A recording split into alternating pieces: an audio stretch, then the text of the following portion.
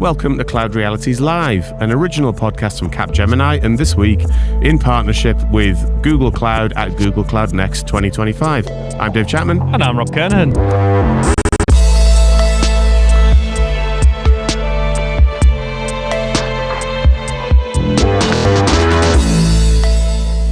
And we still have no Ez with us, but we've got Andy again. Andy, how you doing? Yeah, very good, thank you. He's Andy this time now, he's Andrew before. Well, it was his first pod. So you did formal first pod? I did formal first pod. And now you do Andy. Now I'm going like... We're all good friends. We're all friends now. It's like we've had a drink. Well, not unfortunately, not since the last pod. Have we? I missed that bit. We did that last night. Right, okay. Yeah, so Andy's with us. Andy Appleby, nice to see you, dude. Thank you very much. Thanks for having me again. Yeah, it's our pleasure. Thanks for stepping in.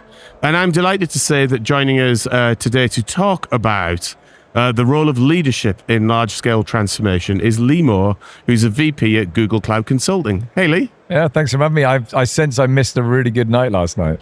It was longer than I intended it to be. I was in bed by 10:30, man. You got to live, modern day world. That is good. It is good. Yeah. So you've been going alcohol-free too? I have been, yeah, since January, yeah.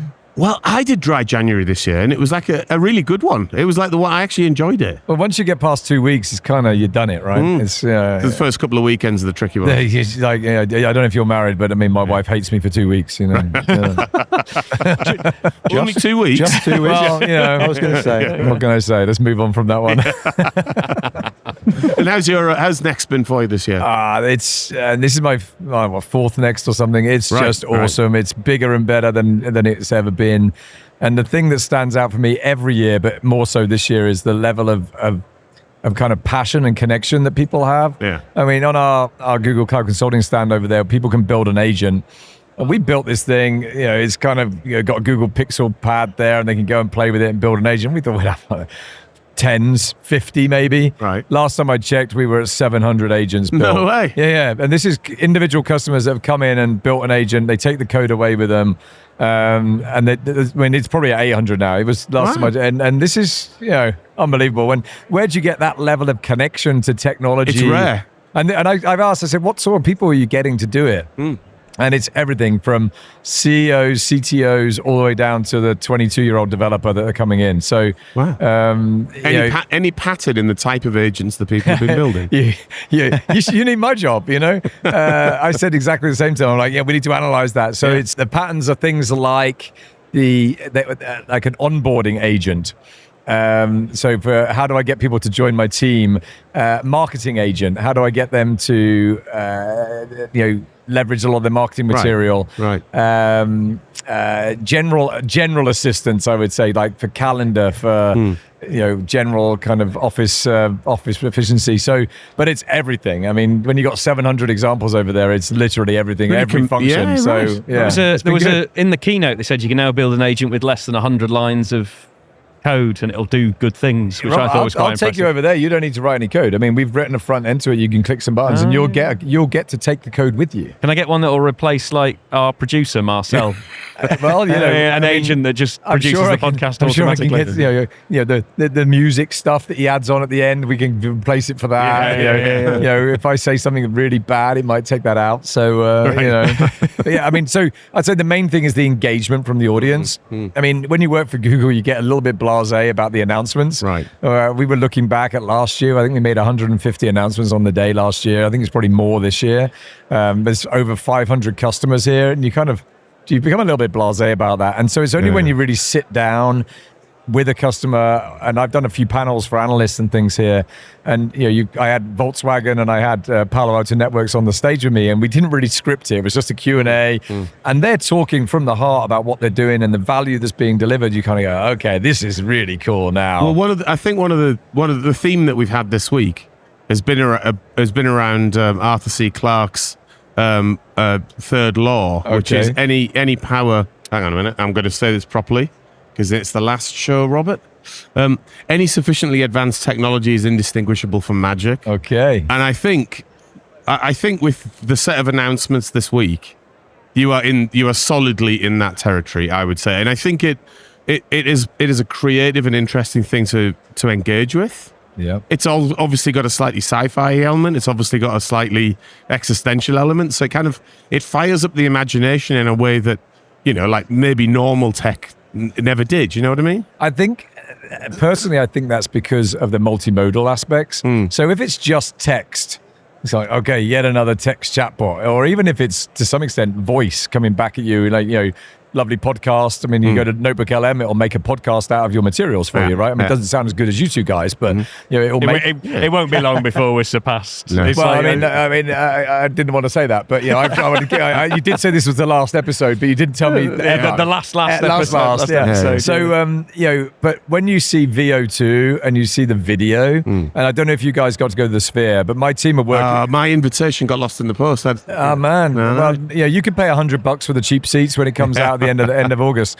But my team is directly working with the creative team with DeepMind to bring that movie to life. It sounds amazing. And when you see that they're using, this was 18 months ago. We said we could do this. We didn't know how to do it, and so we've got 20 models underneath, of which only a few are in production. The rest of they're research models, and we're doing super resolution. We're doing outpainting because the Sphere is super high. It's 16K resolution. The original movie is less than 1K. Right. So suddenly I can see your eyebrows. I mean, and your lovely your hair strands. The original movie is just almost looks like you kind of got you're painting like a block. Painted a block. So the AI is doing all of that, and suddenly you go, if AI can do that stuff, well, surely it can give me a magazine picture for my advertising, or when I'm doing my own internal email blog, it can give me a picture. So now, I mean, I don't think I've had a Google presentation done to me internally where people have used stock credit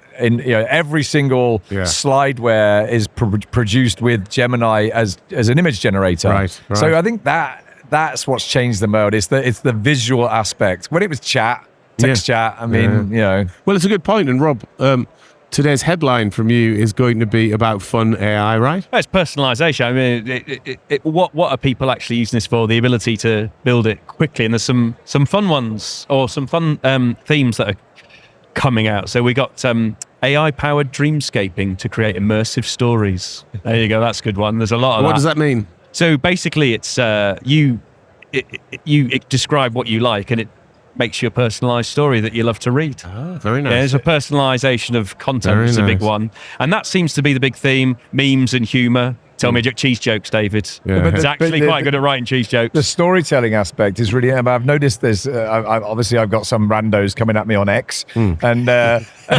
happens a lot. Yeah, I don't know where they come from, and but I've noticed I'm getting all these these stories coming at me, and then you read it. And is it news or is it a story? And then at the end he goes, if you want more great stories like this, click here. Right. And I swear they're just AI produced stories, and they're actually really really good. And right. Little murder mystery and 10x feeds, so. Well, have you seen that episode of Black Mirror from I think the last season? Okay, I don't watch it, but Well, basically, it's like a slightly further out version of that, where you go onto like Netflix or whatever your chosen streaming platform is, and effectively, it generates the shows that you want to see. Yeah.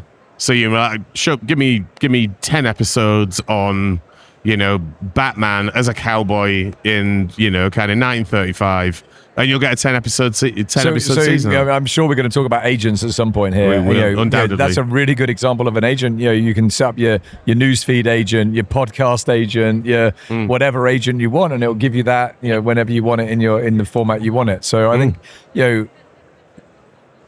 is that creative Gen AI content? Yeah, when you're doing silly memes, we had cats with glasses on, and people, endless entertainment. I mean, why not? If you could get a cat to wear glasses, best of luck. I mean, my cat kind of scratched your eye out, but so there's things like that really make you kind of see the potential, but you quickly get past that to the reality, and that's when you start to see. I don't know. Take the Google Pixel ad that came out. It's being produced by AI. The music that goes with it is being produced by AI, and so that's a game changer in terms of real live business value content. But maybe you wouldn't have the idea if you didn't see the meme with the cat with glasses, right? Oh yeah, well that's it. It's the inspiration that it generates. All plays together. I mean, there's another one here which I quite like about giving emotion and to AIs are AI pets that change their behavior based on the situation. Right. Oh. So you're Like a modern day Tamagotchi. yeah, it's Tamagotchi plus, Right. and depending on the situation and the experience, they'll behave differently. What happens if you don't feed it? Yes, good question. It's a bit dystopian, but Yeah. okay. I'm sure somebody will. I'm just try it, thinking but- like, I have a fish that I really need to get rid of, and he just won't die. I mean, maybe it's an AI fish. An AI, but You just have a turn it cat, off. right? Yeah. You have a cat. you said? Yeah. Well, I do. There's a but for some dastardly reason- plan being there's a clue. I have a dog, Korea. a cat, and a fish, and for some reason they all get on. They all coexist with everyone Ecosystem. other than humans. So And it's always that myth: the cats and dogs don't like each other, but they kind of do. And then there's things like AI-enhanced mystery box experiences, where it creates you a set of things that just to prompt and surprise you that you weren't expecting. So there's Magical. magic. Is it it's like magical. a blue? I don't know if this goes to the UK, but like the Blue Peter time box is that you dig it up. Oh, yeah, It's like you open can it have up and you see it. a all, virtual yeah. one of those. Yeah, Okay. Right, Yeah. I remember those. Those were the days, weren't Yeah. they? Do you remember they opened it up and it was full of water and everything was destroyed? Disappointing, but Yeah, most likely the end. only Yeah. waited 50 years. you Yeah. know. Well, look, let's crack on with the main thread All of right. of the thing, which is the work you're doing with clients at the moment. And we've been talking about sectors on the show this week, and we've gone through a few different sectors, and we've also sort of talked about the art of the possible as a thread that's run through all of it. Let's just maybe start with the sort of conversations you're having with customers at the moment. Are they in the point now where they sort of are solidly getting this stuff and making good decisions off the back of it? Or are you still seeing a lot of people sort of swimming around and really trying to make business cases work and stuff like that? And maybe let's zoom out a little bit from AI. This could be even cloud migration, cloud transformation, modernization, the whole suite Yeah. of things. What's your current take on it? So over half of our current pipeline is AI centric. Is that right? Wow. Yeah, already in the services side of our business. And so if that is an indicator of the future direction where we're going, then you can kind of see what that is. I think we're way. I mean, I only really work with our larger customers, larger digital native organizations. We're way beyond the playing around sandbox area. I mean, there's one bank up in Canada. They were telling me that they have a rule: never start a POC if you don't think you can put it into production. Right. So make sure you've pipe cleaned the security issue or the legal issue or the IP issue that people were talking about 18 months ago. Don't even start if you can't resolve those issues. And so when you start, they mean to finish, and that means there has to be a business case. There has to be a validation for that. But the business case discussion is one where I think we haven't quite settled down, because people, and it was used in this conference a lot around ROI. Yeah, ROI usually means cost takeout, and that's so it's kind of how are you going to reduce cost here? But I think the Sphere example I gave, that Wizard of Oz movie in the Sphere cannot be produced without AI. Right. There is no other way to do what's being done. To keep the original characters and the original voices and everything, but to put it in that format without the use of AI. So, what's the business case for that? It's a different thing that is creating something completely new. So I think you've got a combination of those two. But cost, people want to know the cost, but they also, I think, are a bit scared of the competition. Right. So, retail's a good example. We worked with one of the biggest ones to help augment their online catalog, so that and the returns on that were amazing. And so now every retailer needs to be doing that, otherwise they're falling behind. Right. And that's a capability that AI gives that was kind of theoretically possible with humans, but you'd never have done it. It was infinitely costly and would never have been done. So I'd say we're still in the mix, but we're definitely past the beginning. Yeah. Right. And in terms of the leadership conversations that you're in, I've sort of got this sort of observation from sort of my career that there are certain organizations that absolutely create the future that they aspire to have. And they will make a series of decisions, no matter how hard, because they're working towards that North Star. And then you see other organizations that, no dissing anybody, but maybe less courageous in their decision making, maybe less directional in their decision making, and as a result, they don't make the progress. Where are the conversations in the AI world when you frame it in that way? So I was with a customer yesterday who remained nameless, and they said, well, we're a laggard here. We're never first movers. Right. We're going to wait and see. And I'm like, guys, it's 2 years in. Yeah. How long are you going to wait? And I said to the customer at the end of it, I know the customer personally, I said, look, we need to help you to have a personal roadmap for as a minimum for your division. Yeah. Your responsibility area, because one day your boss is going to ask you, what have you done for AI? And if your answer is, I was waiting, you're not going to have a job. Yeah. So, you as a minimum as a leader, I say every single functional and business leader of every single organization in every single industry should have an AI roadmap. And if they don't, then they won't have a job. And it's those decisions, though, where people don't act on something as profound as this. And it's like, basically you can track the decline of the organization, and you go, you're going to be bought or disappear or can be consumed by something else in the market. But I'll give you an example. It's really hard. So, we're on the forefront of this. And about 18 months ago, I pulled together 2 or 3 of my really good team, said, right, you're the A team now. I need you to build something that we're going to use that's going to leverage AI to do our job better. So they built an amazing tool. I think like 3.6 people used it. The technology evolved every 2 weeks. Right. So we were constantly chasing our tail with the technology because the new models were coming out. So maybe we were a bit too early there with the technology, but what we learned was the change management is much more important. So we just relaunched it this year, at the beginning of this year, under a banner of AI for Us. Is the acronym we're using, and it's much more bottom up. And we created an AI marketplace for people to share their ideas. We've got an award system. I've just literally sent today the first Q1 awards at the end of the year with their 50 people going to fly to New York and have an AI party with me. I'm personally leading from the front. So you talk about leadership. I think it takes the top of the house to truly drive the change. And I think, touch wood, we've cracked it now, because we're getting reuse, we're getting excitement, we're getting passion, but we had to create this bottom-up thing. Every time we tried to create something top-down, it was kind of not invented here, and they're too busy. They're too busy to learn how to do their day job in a different way. Yeah, right. And you mentioned there about leading from the top down, and we've talked to a couple of your colleagues about it, that it seems like a relatively consistent pattern that boardrooms are now having the "what do we do with AI" conversation. Does that stand scrutiny with you? Are you seeing that as a boardroom conversation, or are you still seeing it ghettoized somewhere in technology? I think it started as a boardroom. We launched at Next last year. We had a program in partnership with one of our third parties, which was a boardroom level training program, positioned just at the C-suite. And we sold that out so many times. We were out of capacity because I think the boardroom just needed to learn and needed to understand what was going on. But what that then translated in is usually somebody, often the CIO or CDO or CTO, got given the task, go and give me an AI plan.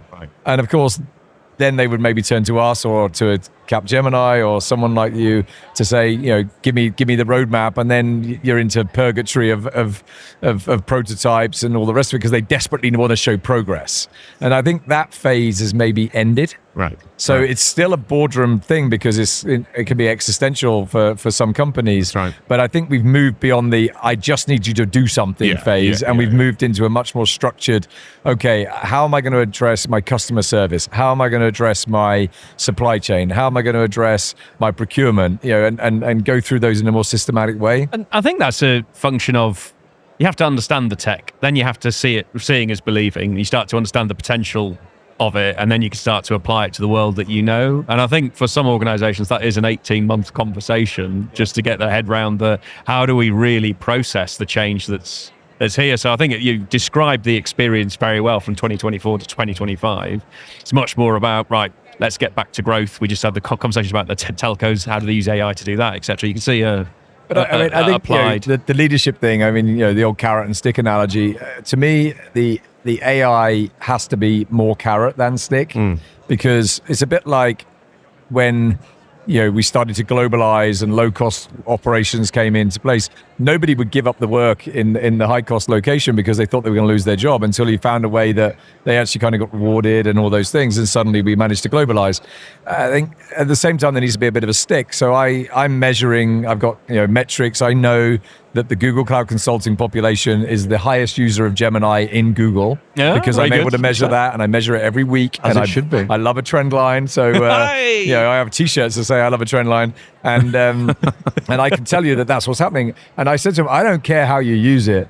If you're asking it to write a poem for your wife or your spouse or whatever, if you're producing an egg omelet, a recipe, or you're just taking a picture of your fridge and say, what can I cook tonight? I don't care, because what you're learning is how to prompt. Yeah. And I really believe, like I said to my dad, he's 79 years old. I'm like, Dad, you got to learn how to prompt. I gave him the Gemini app. I'm like, I said, don't just ask it a question.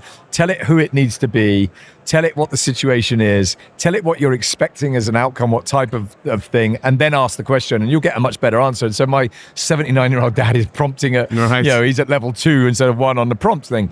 I think all of us in business need to learn how to prompt better. Because if we could do that, I mean, the deep research stuff we have now, it's so phenomenal that changes the world. I mean, you're doing stuff you would never have been able to do before.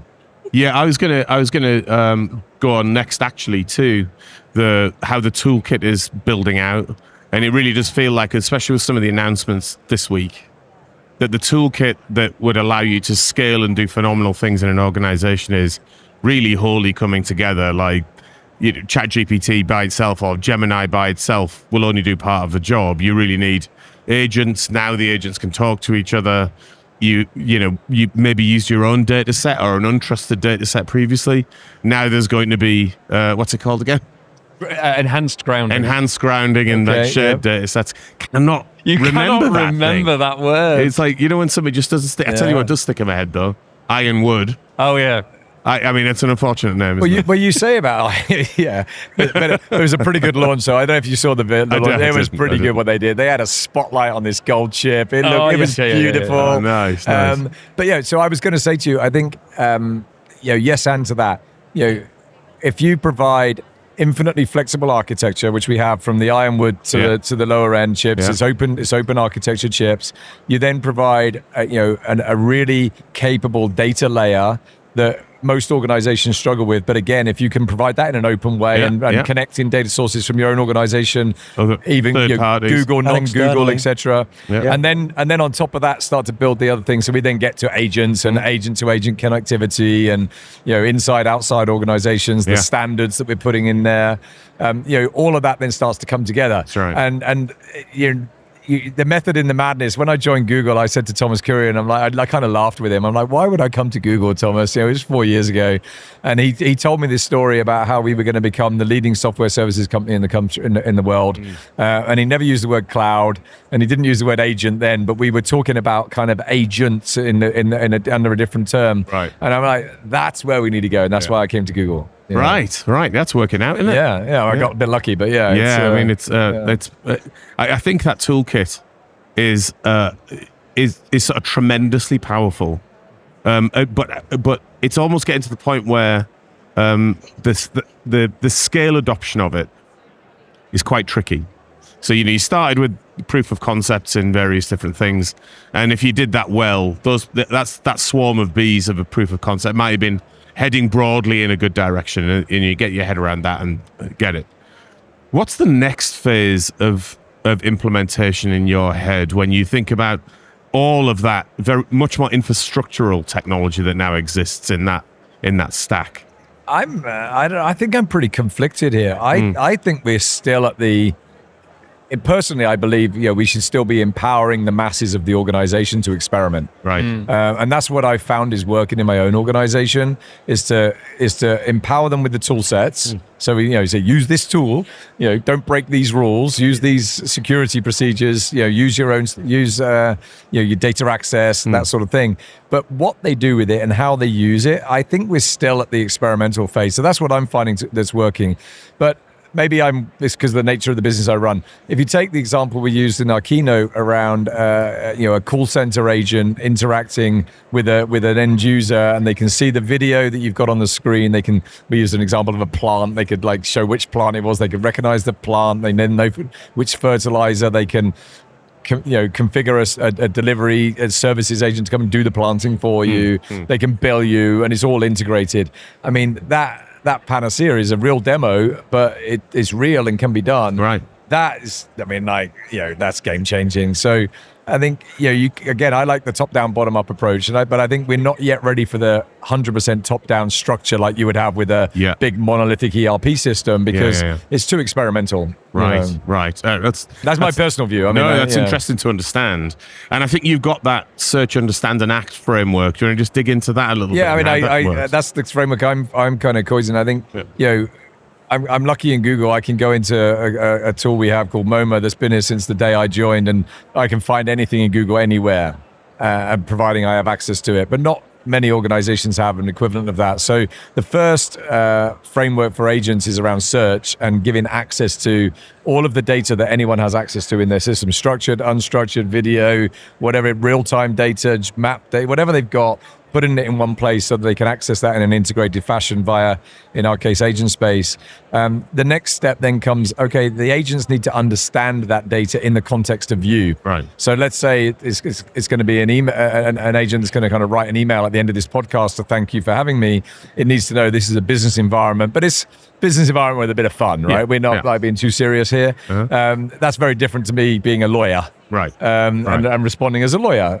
Although it depends what you tell me at the end of the meeting. So the tone and the formality of that email would be different. So it has the context I'm in versus I'm going to send an email to my best friend, and it's a very different context again. So in the context you're in, hyper mega personalization to me at that point in time.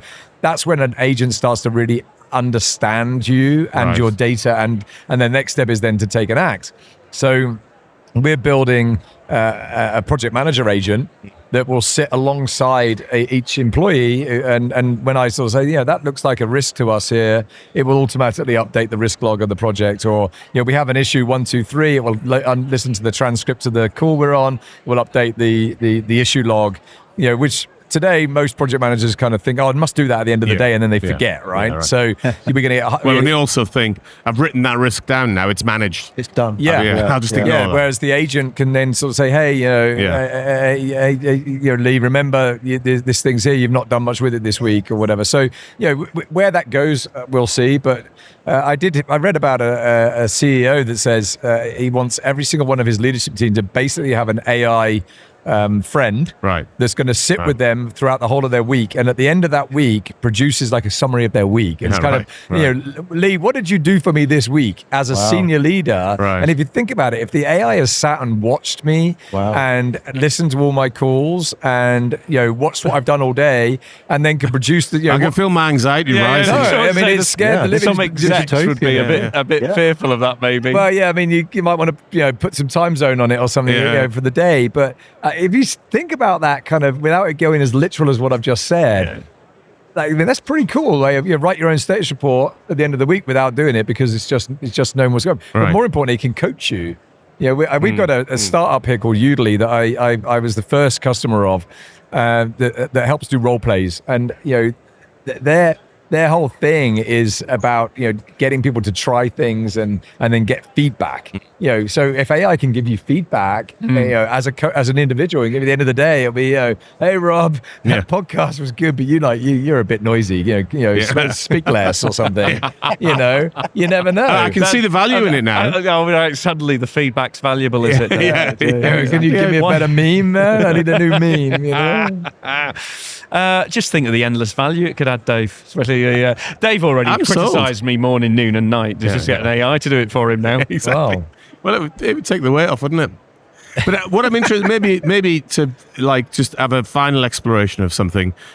Let's maybe push ourselves out a few years, and maybe some of that top-down structure with whatever tooling comes out in the next couple of years have now started to establish relatively well understood patterns of organizational change. what I'm thinking about quite a bit at the moment is, what does the organization look like at the end of that process? Like if you think about the way that organizations say around client-server technologies, they shape themselves around the technology that was supporting them. So the tick speed of the organization worked at basically like lead time levels, right? And, it was distributed computing, then it was centralized computing, and then cloud comes along. Cloud removes that lead time. There's no gap between your imagination and putting a product out. Pretty much, you can do it almost straight away. So the tick speed of organizations change. Everybody then starts to restructure themselves around products. Tech becomes much more embedded in day-to-day business, or it should be. Yep. It's not everywhere yet. So there's a reshaping of the organization there. What on earth does an organization look like with fully deployed, generative AI at the front end, agentic AI doing sort of large-scale processes for you, integrating with different businesses? Does an organization need to even look like a hierarchy anymore? So I have two daughters, 16 and 20, and sometimes I sort of say, I don't know what you're going to do, because the speed this AI is coming at, you better do, you become an artist or something, and then I see what VO2 can do, and I'm like, well, that job's now gone. Don't be an artist. That job's gone now. Okay, but I don't believe that. I think, my eldest daughter is a marine scientist, and I've been saying to her for 14 of her 20 years, I don't know how you're going to make any money out of that. And the other day, I said, what are you doing? She said, no, I'm doing this research on coral reefs with sound files. And I said, well, there must be a lot of data in there. She said, I'm using AI. I'm like, wow, finally she's going to make some money here. and I said, what are you doing? She said, it's a Google product. I'm like, you didn't think to tell your dad? It works for Google. So it turns out we have a model that will listen to sound waves in coral reefs and can tell you about the health of the reef, and they can analyze what fish are there based on the sounds and everything else. And all these things. Exactly. That's very cool. It's so cool. I never knew we had it, but my 20-year-old daughter is using that in her research projects. So I think it just changes what's going to get done, and the capabilities that we never had before become possible. Now, at the same time, once we all get really comfortable dealing with a chatbot that it sounds human and is as good as a human, and maybe has the empathy of a human and can deal with your conflict in a maybe more structured way. Right. We're going to probably prefer that. We look at we all like to send a text message to our friends. We don't phone them up anymore, right? Yeah. So I think that'll become the norm, and therefore maybe the call center agents will have to do something different. But there's so much work to do. And I say the same in coding. Everyone says, there's, Sundar quotes two numbers. He said 30% efficiency because of code complete, and around about 7 or 8% overall efficiency in coding. But there's so much code to write. It's a code war out there in terms of how fast you can develop applications. And I don't think that's ever going to change in any company. Right. So, unless suddenly we want to return so much profit to shareholders that we don't spend any money, that's not going to happen, right? Companies are going to continue to invest in people and process, but I do think there'll be some things that disappear, and there'll be some things that were never done before. But the exciting thing, I grew up in an organization called Process. Right. In my Accenture days, when I joined Process. I mean, who knows what they were? A little bow tie that would talk about process and actors and all sorts of things. We've never really managed to get to end-to-end process organizations, right? There's always an organizational boundary somewhere. Right. But an agent can truly remove that, because the agent has no emotion and no ownership and no politics. I was literally going to ask. It's almost like you've read my mind. Well, I tried, but you did very well. Yeah. But the notion of like dynamically reconfiguring organizations as well. Yeah. So like the organizations work in the way that they do at the moment because you need a leader for a certain bit, and that's how budgets are allocated and all that kind of thing. But to your point, once the initial investments have been made that actually implement the infrastructures that you're going to have, like the agentic infrastructures, don't need it. And if they're all working on like re-engineering end-to-end processes, there will be no need for organizational shape at that point. No, I mean, just look at a basic finance process. Years ago, you'd have spent ages, filling in the purchase order, raising an invoice, all that basic stuff. We don't do that today anymore. It's either done by a third party or by a tool. In the future, I don't even have to worry about the raising of the invoice, because the procurement system is going to talk to the other procurement system, and the agent of paying is going to have some rules, and it's going to just do it. The other aspect of that, I think, that is slightly mind-boggling to think of now is that'll happen broadly instantaneously. If you want to pay everyone on time, yeah. Assuming you do. Certain rules might be changed. You might build in some latency into your process there, but no, I mean exactly. And so you talk about clock speed, and I always say, like, in my career, I started out programming age 21, and you get an adrenaline hit when you're programming, roughly every 2 hours when you test your code and check it in or something, and then you become a team leader and it's like once a day, and then you become a manager, it's like once a week or once a month, and then you get to my job and it's kind of once a year for Google Next or something, and so the dopamine hits are not quite coming, but the clock speed of business and everything is just going to go crazy high, but humans can only cope with so much, right? So then again, like, what agents are we going to have that are going to kind of help guide us as leaders, to be able to track what's going on in a way that, one of the big things I've got going in my organization, man, is use the tool set we have to do your job. Stop asking people to do it for you because you're lazy as a leader. We have all this data, we have all the tooling today. Just use it, Right. Yeah, it's. I think it's a fascinating mental challenge at the moment to try and think that through, because I think preconceived notions of how we used to do things are really going to be different. I'll give you an example. So my finance department leader prepares for me a finance memo every month. It's a summary, 20 odd pages every single month. I've got 2 years of these things going back. I said to them 2 months ago, I said, I want to put all these into Notebook LLM so I don't have to phone you up every time I've got questions. I don't understand it. And he kind of looked at me like, you really want to do that, Lee? And I said, well, either you do it for me or I'm going to do it myself. All right. So he did it for me, and I get this wonderful chatbot now. I can go and ask it all sorts of questions about our financials. I'm still calling him as often. It's a different type of question. It's not the basics anymore. It's not like what was last month's revenue. It's kind of, I've noticed this and this trend here, and we need to look at this more strategically or whatever. So he's still doing his job. He's still okay. But I'm happier because I can talk to the technology. Right. Well, look, on that note, I'll say thanks for joining us today, Lee. It was really a pleasure to see you. Yeah, thanks for really coming good to Google Next. It's that. like an amazing environment. So I do think this year is absolutely your finest moment so far, like a properly good one. Yeah, it's magic, as you said at the beginning. There we go. Yeah. And on that note, we're asking all of our guests this week, because of the magic that's in the air, to tell us what their favorite magician was when they were growing up. Well, I grew up in the UK. So there's probably only one famous one, which is the infamous Paul Daniels and his magic assistant. Yes. So Well, with the thing we've commented on before is he used to be a huge star, and he had primetime Saturday night BBC One TV.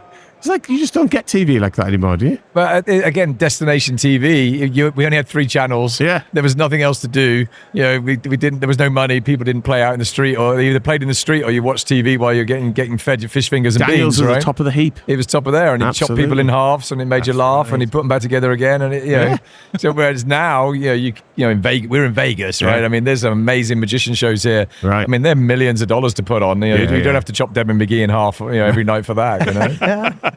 Although Debbie McGee was expensive as an assistant, I understand. I can imagine. Yeah. So we've had a range of answers to the magician question this week, haven't we? Yeah, we have indeed. They're all unique and all very different takes on it. Really different takes. One, the answer was me. That was not me, but the person. That's right. We've had some famous magicians. We've had sport. Harry Potter came up as well, didn't they? As a magician. We've had fictional wizards. We've had people that just what made them feel like the power of magic in their lives, which was sport. And then we've had me as a 9-year-old getting a magic box for Christmas and being inspired by that. It was not exactly the conversation we're intended with the question, but it was like a much more interesting answer. Yeah, it's like what inspires children and makes their eyes go wide. What do you think it is these days then? Do you think do you think they're feeling the magic from they get it from social media, don't they? Scrolling. I'm not sure doom scrolling has the same impact, but I don't know. No, but I think gamification is key in terms of engaging, and maybe it takes some of the social media algorithms and plays it. But if you can gamify stuff, and if you look at modern day TV, legacy TV, there's lots of quiz shows and interactivity built into it. And I think now people want that interactivity. Yeah. But people will still want some escape, right? Yeah. I mean, when you watch Paul Daniels chop someone in half, it was kind of escape TV. You're right. And now whether it's Netflix dramas or listening to a podcast, you're kind of escaping for an hour. You're relaxing and stuff like that. So I think that's still there. It's a good point. There's media explosion, isn't it? 3 TV channels and somebody decided what to beam into your house and you had to put up with that. There's limited choice. Now it's just like you've got too much entertainment to watch. Now you don't watch anything. You just scroll, right? Yeah. You just scroll. Pretty much. Anything longer than about 30 seconds is like too boring long. And move too on. long. Yeah. Don't too go. long. People who do those big long posts, honestly. It's the last day of recording that we're doing today also, and it's the Killers tonight. You go to the Killers? I will show my face to Killers. I saw them last year in Chicago. They're awesome. Yeah, right. Yeah. I mean, what an excellent band to have on. Yeah, we like to do things well around here, you know. Very nice, dude. Magical. Right? See, it just works on loads of levels. It just writes works on itself, loads of doesn't it, levels. the theme? Yeah, thanks to Tam for directing us down that route, Mike. Exactly, exactly. Andy, you're going? I am going. Looking forward to seeing that. Brandon Flowers. Yeah. Is it at the Allegiant He's the magician. again? It is, yeah. Okay. Good stadium, that. Which is the stadium just outside the Mandalay Bay Hotel, Very which is where convenient. the conference is. Yeah, very it's like handy. they thought about that and somebody's planned it. Yeah. With locals as well. They're local, right? Yeah, no, because it'd be an excellent way to kick off a big night out in Vegas, won't it? Yes. Any volunteers? Yes. Are you going to be going to bed again at 10:30, Lee? Maybe a little later tonight. You should. Yeah, it's been an action-packed few days. Tomorrow's a little easier, so I shall maybe be up a little bit later. But yeah. Well, enjoy, and thanks again for joining us today. Yeah, it's been great, and enjoy your evening. Be good. And as it's our last episode, I just wanted to say a very special thank you to all the people from Google and here on the booth that helped us organize everything and set it up. The logistics has been fantastic. And so a big thank you to all those people. Waving to them. If you would like to discuss any of the issues on today's show that might impact you or your business, please get in touch with us at cloudrealities@capgemini.com. We're all on LinkedIn. We'd love to hear from you. So feel free to connect and DM if you have any questions for the show to tackle. And of course, please rate and subscribe to the podcast. It really helps us improve the show. A huge thanks to our guest Lee, our sound and editing wizards Ben and Louis, our producer Marcel, who's still not here, and of course to all our listeners. See you in another reality soon.